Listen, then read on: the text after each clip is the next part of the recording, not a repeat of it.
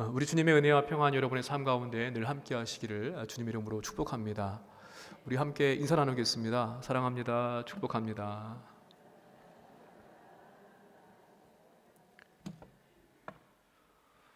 영성 신학자인 리차드 포스터라고 하는 분이요. 그분이 쓴 책 가운데 영적 훈련과 성장이라고 하는 그런 책이 있는데 여기에서 우리 시대의 비극을 피상성에 있다라고 그렇게 지적을 했습니다.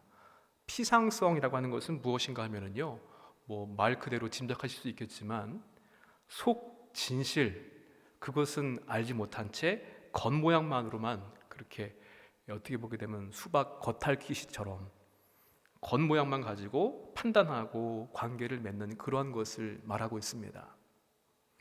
여러분, 우리 시대는요, SNS라고 하는 것이 그렇게 낯설지 않은 것이 되었습니다. 그런데 이 SNS가 일상생활 속 아주 보편화되면서부터 이러한 피상성은 더 그 현상이 깊어지게 되었습니다. 여러분, 저도 보니까 이 SNS 잘 활용하고 있지는 않지만 제가 맺은 친구들을 보니까 꽤 많은 수가 친구로 되어 있더라고요. 이 SNS를 통해서요, 일면식도 없는 그런 사람들과 친구를 맺으면서 소통을 합니다. 제 거에도 보니까요, 우리나라 사람만 있는 게 아니에요. 네팔 사람도 있고요, 미국 사람도 있고 그렇더라고요.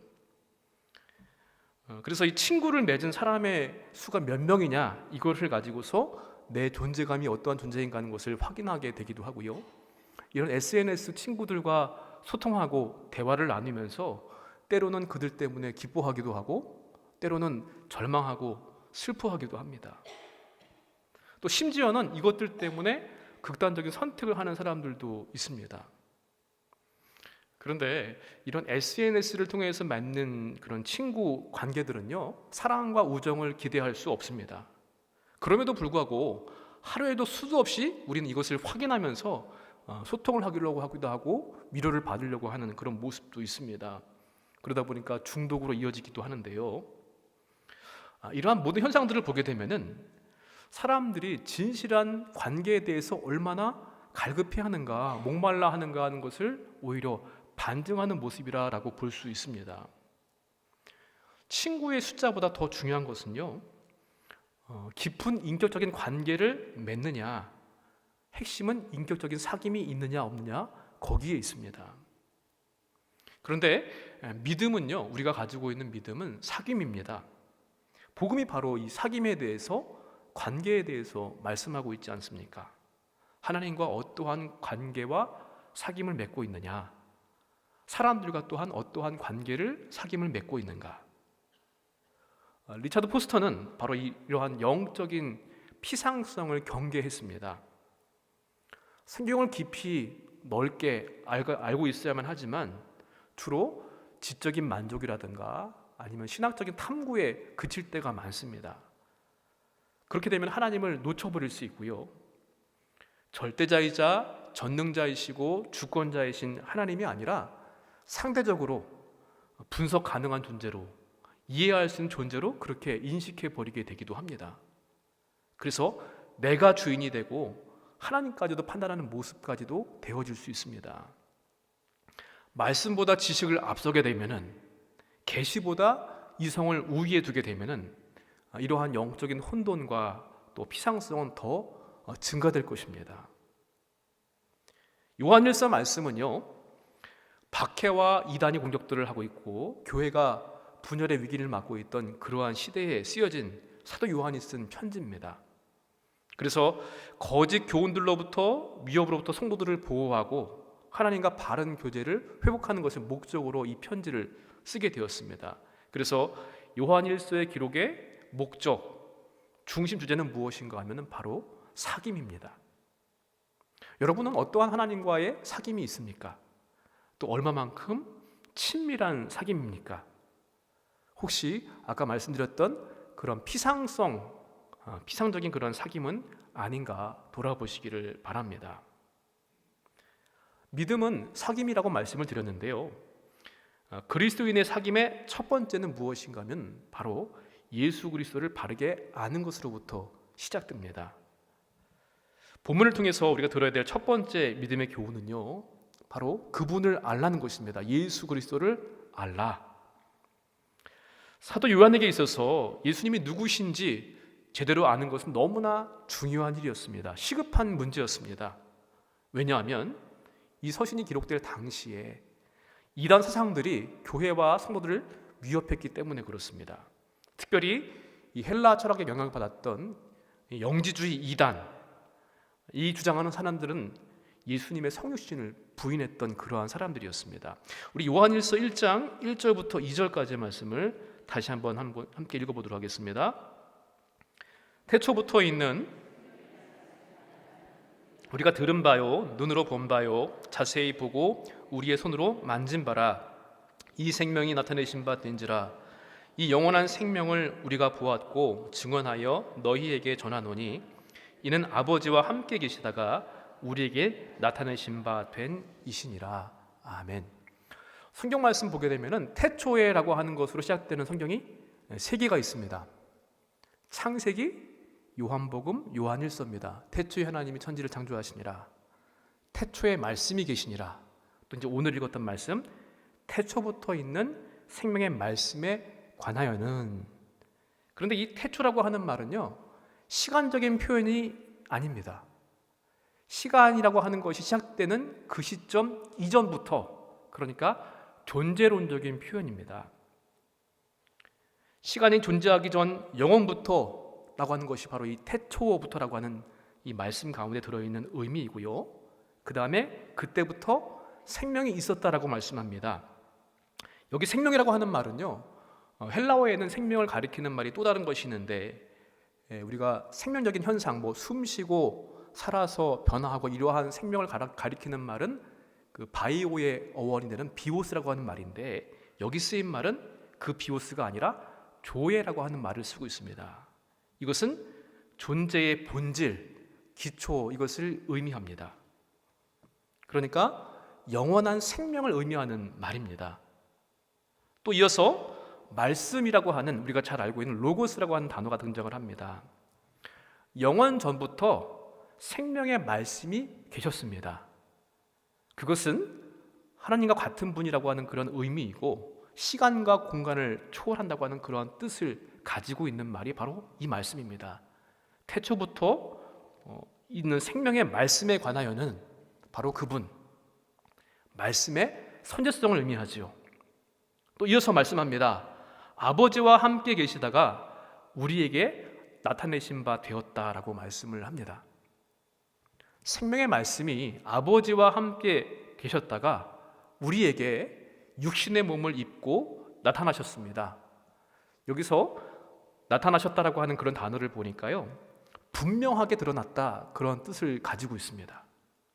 여러분, 생명의 말씀이 누굽니까? 예수 그리스도이신 줄로 믿습니다. 그래서 이분이 나타나심으로 말미암아 듣고 보고 만질 수 있게 되었습니다. 실제로 예수님의 제자들은 예수님과 함께 동고동락하면서 그분의 말씀을 들었고요, 그분을 만지기도 했고 보고 그렇게 함께 생활을 했습니다. 말씀이 성육신하셨다고 하는 그러한 의미입니다. 오늘 말씀에서 예수님이 누구신지에 대해서 너무나 분명하게 잘 가르쳐주고 있는데요, 태초부터 있는 생명의 말씀, 그분은 곧 생명입니다. 그냥 생명이 아니라 영원한 생명이십니다. 태초에 이러한 생명의 말씀이 계셨는데 그 말씀이 곧 하나님이시고요, 하나님이신 말씀이 사람의 모습을 입고 오신 분을 가리켜서 우리는 예수 그리스도라고 그렇게 고백을 합니다. 그러니까 예수님께서 영원전부터 계셨던 하나님이시고 성육신하셔서 우리와 함께 계시는 그런 하나님이시다, 그분이 바로 예수님이시라는 것을 우리에게 가르쳐주고 있습니다. 영지주의자들이 주장했던 것처럼 그냥 가상의, 그냥 환상적인 그러한 존재가 아니라 실제로 계시는 분이시라는 것입니다. 참 하나님이시요 참 인간이신 분으로 오늘도 우리와 함께 계시는 줄로 믿습니다. 제가 학창 시절 때요, 오늘과 같은 이제 휴일이 돼서 학교를 가지 않는 날 하고 싶은 것이 있었습니다. 그게 뭔가 하면은 마음껏 늦잠을 자는 겁니다. 근데 저희 집에서는 그게 불가능한 일이었습니다. 왜냐하면 저희 아버지가 늦잠 자는 꼴을 보지를 못하시거든요. 그래서 꼭 깨우세요. 피곤하면은 일어났다가 하다못해 집 앞에 마당이라도 쓸고 졸리면 다시 자라는 거예요. 근데 어쨌든 원래 일어나는 시간에 일어나라는 것이 이제 저희 가훈이자 이 생활 방침이었습니다. 워낙 성격도 불같으시고요, 급하신 분이시라서 그렇게 집안에서 쭉 생활을 하다가 군대를 갔더니요, 군대가 너무 편한 거예요. 왜냐면 집이 더 엄격했거든요. 그 정도였던 분이신데, 그래서 저에게 아버지는 늘 어려운 분이었습니다. 가까이 하기 좀 불편한 관계, 그러면 안 되는데. 근데 그리고 나서 아버지가 돌아가신 다음에 나중에 이제 남기셨던 물건들을 이렇게 보니까 그런 생각이 들더라고요. 내가 아버지를 잘 알고 있었다고 생각했는데 정말 모르는 게 더 많았구나. 내가 아버지를 어려워했던 것만큼 아버지도 나한테는 저에게는 어려운 아들이셨겠구나 라는 생각이 들었습니다. 그리고 언젠가 아버지하고 저하고 단둘이 식사를 했던 적이 있는데 참 불편했습니다. 그런데 그때 대화를 나누면서 몰랐던 것이 그런 부분도 있었구나, 그렇구나, 이렇게 고개를 끄덕끄덕했던 적이 속으로 있었거든요. 여러분, 우리가 잘 알고 있다고 정말 가깝다고 생각하는데 사실은 잘 모르는 것이 더 많고요, 가깝지 않은 관계가 너무나 많은 것을 우리가 보게 됩니다. 우리는 늘 하나님을 믿는다고 생각하고 있고요, 정기적으로 예배를 드린다고 생각하고 있습니다. 그분의 이름을 부르고 주일마다 예배마다 기도회마다 빠짐없이 참여하고 기도하고 찬양하지만, 그런데 정작 제가 아버지를 잘 몰랐던 것처럼 우리가 잘 알고 있다는 그분을 잘 모르고 있을 때가 대부분이 아닐까 하는 생각을 한번 해보게 되었습니다. 태초부터 계셨던 그 말씀이 육신의 몸을 입고 우리 가운데 오셨습니다. 우리가 들었고 보았고 주목하고 만진 바 되었습니다. 예수님을 그래서 우리는 길이요 진리요 생명이라고 고백을 합니다. 우리는 그분을 통하여서 성부 하나님을 알 수 있고요, 그분은 과거에도 계셨고 지금도 계시고 앞으로도 계실 줄로 믿습니다. 역사 안에 계시지만 역사를 초월하셔서 계시는 그런 분이시기도 합니다. 그리고 그분이 구체적으로 존재하시는 방식은 어떠한 방식인가 하면요, 말씀으로 존재하십니다. 그래서 태초부터 계셨던 말씀이라고 나와 있지 않습니까?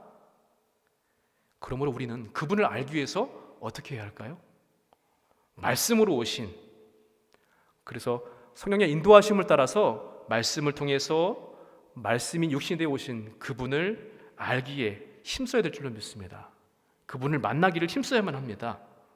그럴 때 들리지 않는 그 하나님이 들리는 음성으로 우리에게 말씀해 주시고요, 보이지 않는 하나님이 보이는 모습으로 우리에게 다가오십니다. 바람같이 만질 수 없었던 그분이 만질 수 있는 모습으로 우리에게 다가와 주실 줄로 믿습니다. 우리는 이것을 알아야만 합니다. 이것을 믿어야만 합니다. 예수 그리스도를 알므로 이 땅에 더욱더 견고하게 믿음으로 설 수 있고 하나님과의 사귐을 잘 이어나가시는 우리 모두가 되시기를 주님의 이름으로 간절히 축원을 드립니다. 요한 1서에서 자주 등장하는 단어가 있습니다. 여러 번 쓰인 단어인데요, 기노스코라고 하는 헬라어 단어인데 이것은 무슨 말인가 하면 안다라는 뜻입니다. 히브리어는 야다라는 뜻인데 야다라는 말로 바꿀 수 있는데요, 단순하게 그냥 내 머리로 인지하는 그런 알을 의미하는 것을 넘어서는 알입니다. 친밀한 교제를 통하여서 체험적으로 아는 암, 그게 바로 기노스코이고 히브리어 야다입니다. 우리가 예수님을 아는 것으로부터 그리스도의 사귐은 시작된다고 말씀을 드렸는데요, 여기서 한 가지 더 주목해야 할 것이 있는데, 마틴 로이드 존스 목사님이 쓴 책 부흥이라고 하는 책을 보니까 그분이 이렇게 이야기를 합니다. 하나님에 관한 지식, 성경의 지식을 하나님을 아는 지식으로 잘못 이해하는 것, 그것은 바로 죽은 정통주의다라는 말을 했습니다. 하나님을 아는 것을 하나님에 대해 아는 것으로 그렇게 착각한다는 것입니다. 성경을 많이 읽습니다. 통독을 여러 번 하고요, 또 성경에 대한 지식, 신앙에 대한 경험과 지식들 많이 있는데 그것은 하나님에 관해서 아는 것이지 하나님을 아는 것과는 별개일 수 있다는 말씀이죠. 하나님에 관한 지식을 하나님을 아는 지식으로 착각하게 되면은 우리 역시도 바리새인들과 같은 그러한 심각한 문제에 봉착할 수 있다. 바로 이제 그것이 바로 죽은 정통주의다라고 하는 표현을 쓰게 된 것입니다. 우리 3절과 4절의 말씀을 다시 한번 읽어보도록 하겠습니다. 우리가 보고 들은 바를 너희에게도 전함은 너희로 우리와 사귐이 있게 하려 함이니 우리의 사귐은 아버지와 그의 아들 예수 그리스도와 더불어 누림이라. 우리가 이것을 쓰면 우리의 기쁨이 충만하게 하려 함이라. 아멘. 믿음은 사귐입니다. 그냥 아는 것, 지식적인 차원이 아닙니다. 이 사귐이라고 하는 단어는 여러분들 많이 익숙하신 단어일 텐데요, 코이노니아라는 단어를 쓰고 있는데요, 공통, 함께, 나눔, 이러한 뜻을 가지고 있는 말입니다. 사도 요한이 이 요한일서 편지를 쓴 목적이 바로 무엇을 위함이라고요? 너희로 우리와 사귐이 있게 하려 함이라고 말씀했습니다. 목적이 사귐입니다. 사귐. 하나님과 어떠한 사귐을 가질 수 있을 것인가? 이웃과는 또한 어떠한 사귐을 맺고 있는가? 이게 목적입니다. 태초에 인간은 하나님과의 아주 친밀한 사귐이었습니다. 함께 대화하고 에덴 동산에서 거닐면서 그렇게 아주 대화하고 편안한 마음을 나눌 수 있었던 그러한 관계였습니다. 그런데 이것이 바로 하나님의 창조의 목적이기도 했는데요, 불행하게도 인간의 죄를 범함으로 말미암아 하나님의 낯을 피하게 되었고요, 그 사귐이 깨어지게 되었습니다. 더 이상 같이 할 수 없고 또 편하게 그렇게 만날 수 있는 그런 관계가 않게 되었습니다.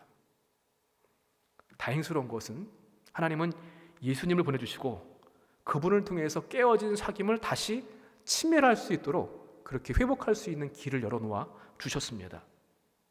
그러므로 우리는 무엇보다 먼저 하나님과 사람 사이에 이 친밀한 사귐을 깨트려 놓았던 죄의 문제를 해결할 수 있는 예수님을 통하여서 다시 한번 영원한 교제로 나아갈 수 있는 사귐으로 회복되어야 될 줄로 믿습니다.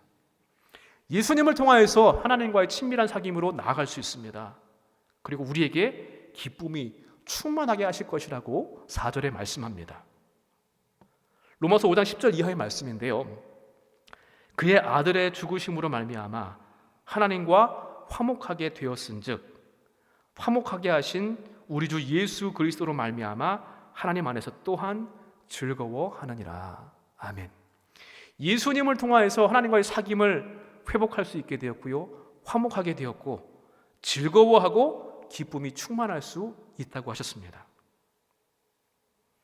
단순하게 예수님이 십자가에서 죽으시고 부활하심으로 말미암아 우리가 그것을 믿는 것, 그로 인해서 우리는 법적으로 죄인이지만 의인이라고 하는 인정을 받았습니다. 그런데 이러한 칭의의 단계를 넘어서서 하나님과의 친밀한 관계를 다시 회복해야 될 줄로 믿습니다. 누가복음 15장 말씀 보시면요, 둘째 아들 아버지의 재산을 미리 다 빼앗듯이 해서 가지고 나가서 탕진했다가 돌아오는 아들의 모습을 여러분 기억해 보십시오. 나는 아들이 아닙니다. 그냥 품꾼으로만 써주셔도 감사할 따름입니다.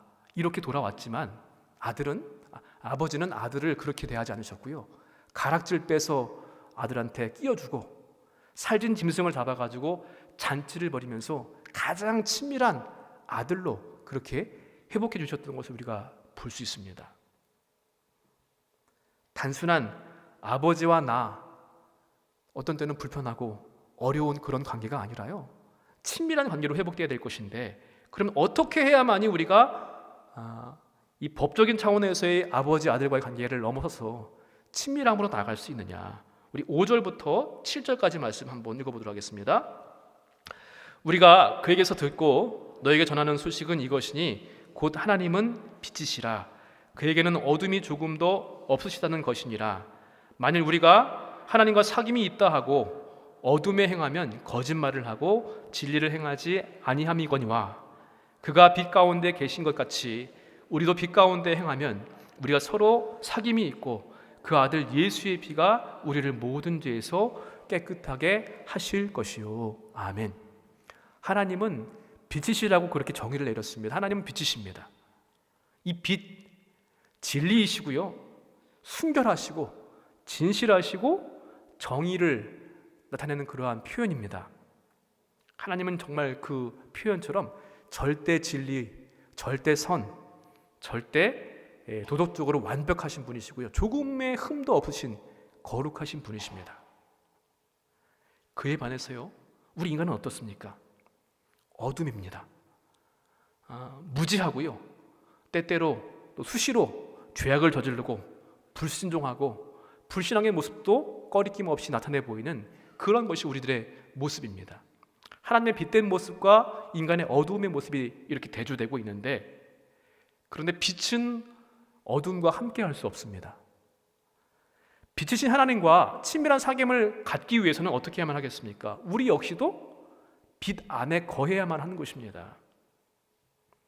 하나님께서 우리를 사랑하셔서 예수님을 통해서 우리를 빛 가운데로 불러주시고 사귐을 가질 수 있는 기회를 주셨는데, 만약에 우리가 죄 가운데 아직도 거하고 있다고 한다면 우리는 그 사귐을 누릴 수가 없는 겁니다.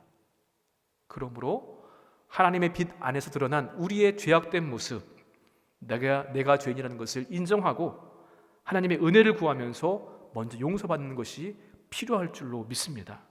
그렇지 않으면은 우리 스스로를 속이는 것이고 하나님을 거짓말당해로 만드는 것이다 라고 8절 10절에 말씀합니다. 물론 우리는 하나님의 자녀입니다. 그렇지만 전혀 죄가 없다라고 말할 수 없고요, 나는 더 이상 죄를 짓지 않는다라고 할 수 있는 사람은 한 사람도 없습니다. 매일매일 죄의 유혹과 시험과 그런 환경 속에서 살아가는 것이 우리들의 모습인데, 그러므로 내가 죄인입니다. 나를 더럽히는 죄를 날마다 돌아보면서 이 죄를 끊임없이 씻어내려고 하는 죄의 용서와 회개의 고백들이 늘 있어야만 할 줄로 믿습니다.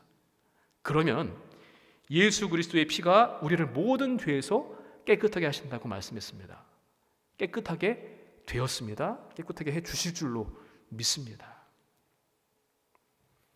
또한 그리고요, 죄를 회개했다고 한다면 이제는 어둠이 아니라 빛 가운데서 행함으로 나가야 될 줄 믿습니다. 성령의 인도하심을 따라서 그 말씀에 순종하면서 살아가는 생활입니다. 갈라디아서 2장 20절 이하의 말씀이지요. 내가 그리스도와 함께 십자가에 못 박혔나니 이제는 사는 것이 내가 아니요 내 안에 살아계신 예수 그리스도로 산다. 바로 그 말씀입니다. 어둠이 아니라 이제는 빛 가운데서 행하는 그러한 삶을 살아야 될 줄로 믿습니다. 미국 역사상 가장 긴 시간 동안 미국 하원 의장을 지냈던 분이 있는데요, 샘 레이번이라고 하는 그런 분입니다. 그런데 어느 날 이 샘 레이번의 친구가 10대의 딸을 잃었다고 하는 소식을 듣게 되었습니다. 그래서 자기가 가서 친구를 좀 위로해야 되겠다, 뭔가 도울 일이 있을 것이다 라고 생각을 하고서 소식을 듣자마자 이 친구한테 갔습니다.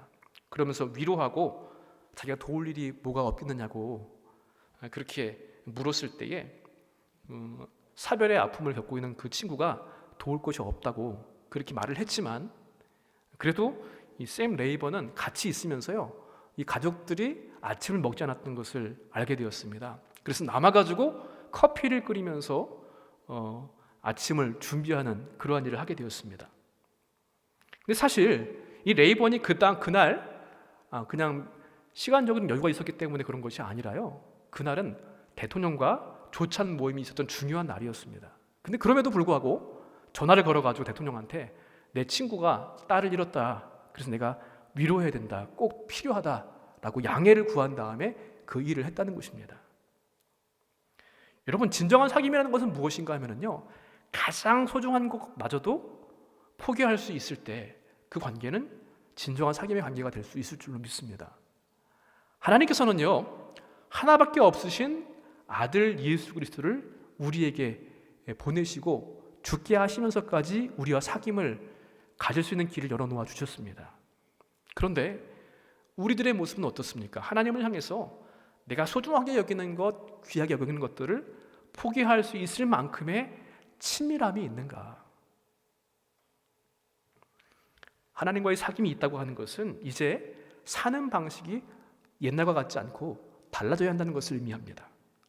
그리고 그것을 지속적으로 거룩함을 위해서 말씀을 보고 듣고 순종하는 삶으로, 그래서 빛 가운데 행하는 삶을 살아가야 하는 것, 그것이 바로 하나님과의 사귐을 가까이 할 수 있는 방법인 줄로 믿습니다.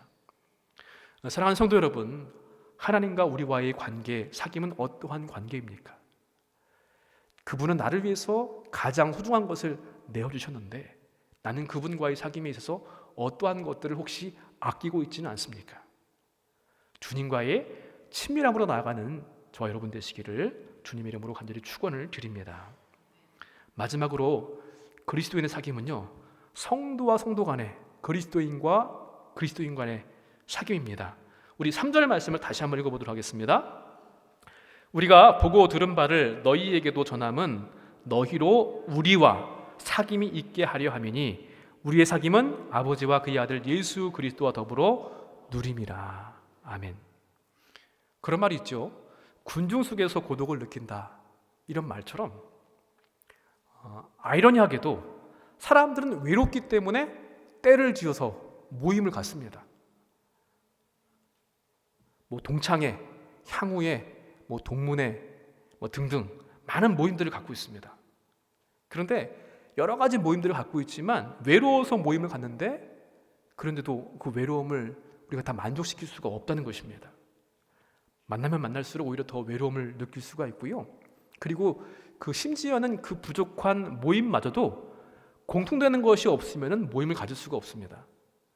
사상이 같아야만 하고요.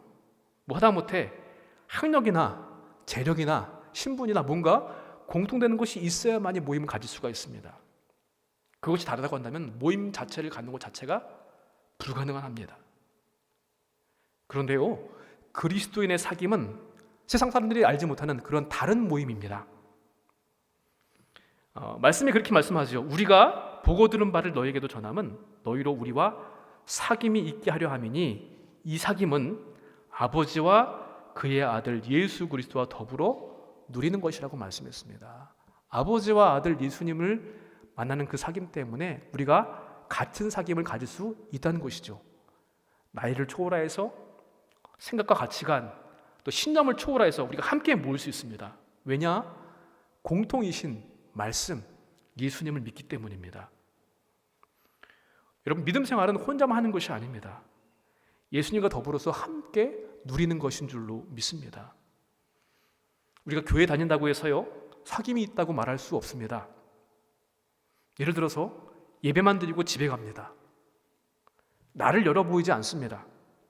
혹시 내가 노출되게 되면은 어디서 나도 모르게 비판이라든가 좋지 않은 소리를 들을 수 있다라고 하는 그런 걱정 때문에 내 마음 속내를 갖다가 털어놓기를 두려워합니다. 그러면서 겉으로는 인사하고 대화도 하고 그렇습니다. 심지어는요, 비즈니스 때문에 또 이해관계 때문에 친밀함과 관계의 깊이를 나눈다고 한다면은 그 모임은 오래가지 못할 것입니다. 우리와 하나님과의 사귐을 위해서 예수님께서 당신의 목숨을 내어주시기까지 하셨습니다. 나누고 희생하신 것처럼 우리도 만나고 나누는 섬김이 있어야만 합니다. 아까도 말씀드렸죠. 코이노니아라고 하는 헬라어, 이 사귐이라고 하는 단어는요, 공통입니다. 함께입니다. 나누는 것입니다. 기쁜 일도 슬픈 일도. 한 인격과 인격이 서로에게 나 자신을 열고서 지속적으로 만나지 않으면 만날 수 없고 사귐을 이어갈 수가 없습니다. 그리고 그런 사귐 가운데 서로를 닮을 수밖에 없는데요, 그 관계 안에서 우리는 비로소 내 무거운 짐도 내려놓고요, 기도 부탁도 하고 말씀으로 주의 사랑으로 나누고 권면하고 위로하고 격려하면서 힘도 얻고 기쁨도 또 능력도 얻을 수 있게 될 줄로 믿습니다. 그런데 오늘날 우리는요, 이러한 사귐이 깨어진 그러한 사회를 살고 있습니다. 때때로 우리를 놀라게 하는 사건들이 있죠. 성폭력, 왕따, 갑질, 학대, 살인, 이 모든 것들은요 서로를 인격적으로 대하지 않고 그런 사귐을 갖지 않기 때문에 일어나는 그런 결과들입니다. 오늘이 벌써 5월 가정의 달이 시작되었는데요, 우리는 가족, 친지, 친구, 가까운 사람들로부터 예수님을 통한 하나님과의 사귐을 나누는 그러한 우리의 성도 간의 사귐이 있어야 될 줄로 믿습니다.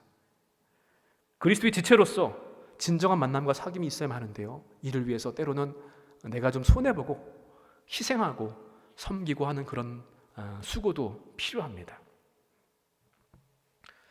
또한 보험회사 사무실에요, 그 회사 사무실 입구에도 또 직원들의 책상에도 벽에도 붙어있는 문구가 있다고 합니다. 뭐라고 써있는가 하면은 1방 3콜 이렇게 되어 있다는데요, 1방 3콜 무슨 말인가 하면요, 하루에 한 곳을 방문하고 세 곳에 전화해라. 이게 이제 그 보험회사의 영업 비밀이자 실적을 올리는 방법이라고 하는 것인데, 고객들은요 그냥 단순하게 회계 서비스나 보험 상품을 구입하는 것이 아니라 회사와 보험 설계사와의 관계를 구입하는 것이라는 겁니다. 그래서 적어도 하루에 한 번은 꼭 고객들을 방문하고 세 곳 이상을 전화하면서 관계를 맺으라는 그런 말이죠. 사랑하는 성도 여러분, 믿음은 사귐입니다. 먼저 우린 그것을 위해서 예수 그리스도를 알기 위해서 힘써야 될 줄로 믿습니다. 그분을 배우기 위해서 애써야만 합니다. 내가 잘 알고 있다? 아닙니다. 잘 알고 있다고 생각했지만 잘 모르고 있고, 가까운 관계가 아니라 가깝지만 먼 관계가 될 수도 있습니다. 그래서 예수님을 알기를 배우기를 힘써야만 하겠습니다. 또한 그 알을 통하여서 하나님과의 사귐과 이웃과의 사귐을 우리는 또한 이어가야만 할 것입니다. 단순하게 법적인 의미에서의 사귐, 친분, 겉모양이 아니라 우리 속사람까지도 함께 나눌 수 있는 모습이 필요한데요, 교리적으로 신앙적으로 알고 있는 그런 지식뿐만 아니라 그 이상으로 개인적인 교제를 갖기를 원합니다. 그래서 빛 대신 하나님 때문에 우리 또한 전에 어둠이었던, 또 수시로 죄를 짓는 것을 고백하고 회개해야만 할 것이고요, 날마다 거룩함을 추구하기를 힘쓰도록 성령의 인도하심을 따라 말씀에 순종하고 행하는 모습이 되시기를 바랍니다. 또한 예수님과 더불어서 함께 나누고 베풀고 섬기며 함께하는 우리 춘천중앙교회 모든 성도들은 성도 안의 사귐을 늘 간직하고 그것이 기쁨과 힘이 되는 그런 믿음의 공동체가 되기를 간절히 소망합니다. 바라기는 오늘의 말씀과 같이 우리를 부르신 하나님, 우리를 하나님과의 사귐으로 인도해 주심에 감사하고, 또 하나님과 나와 또 이웃과 이웃, 성도와 성도 간의 아름다운 사귐을 이어가실 수 있는 우리 모두가 되시기를 주님의 이름으로 간절히 축원을 드립니다.